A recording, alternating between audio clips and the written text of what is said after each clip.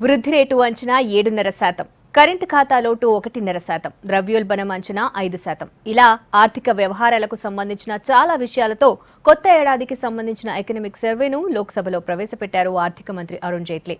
దేశ ప్రస్తుత పరిస్థితితో పాటు కొత్త ఆర్థిక సంవత్సరం ఎలా ఉంటుందన్న అంచనాలను వివరించారు.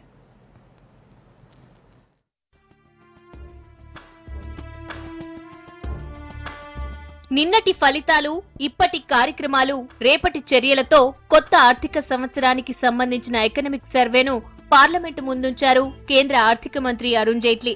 2016-2017 ఆర్థిక సంవత్సరానికి దేశ వృద్ధి రేటు 7 నుంచి 7.5% ఉంటుందని అంచనా వేశారు.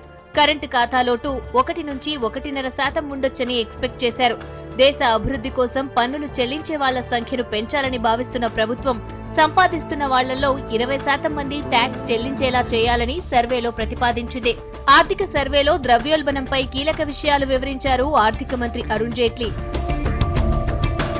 7వ వేతన సవరణ కారణంగా పెరిగిన జీతాల ప్రభావం ద్రవ్యోల్బణంపై పట్టం ఖాయమని కేంద్రం అంచనా వేసింది.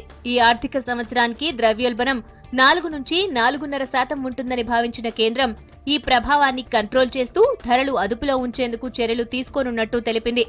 2017 మార్చి నాటికి ద్రవ్యోల్బణాన్ని 5% పరిమితం చేయాలని ఆర్బీఐకి టార్గెట్ విధించింది. వ్యవసాయ రంగంపై కూడా ఆర్థిక సర్వేలో కీలక విషయాలు ఉన్నాయి.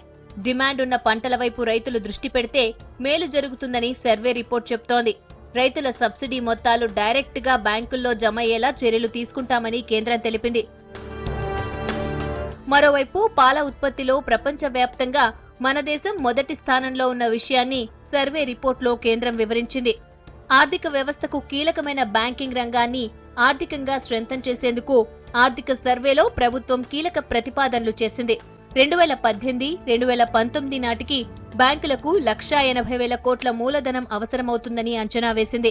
బ్యాంకింగ్ రంగంలో మరిన్ని ప్రైవేట్ పెట్టుబడులకు అవకాశాలు కల్పించేందుకు చర్యలు తీసుకుంటామని ప్రభుత్వం తెలిపింది. ప్రస్తుత సంవత్సరంలో బ్యాంకుల దగ్గర 70,000 కోట్ల రూపాయల మొత్తం ఉండేలా చర్యలకు ప్రతిపాదించింది.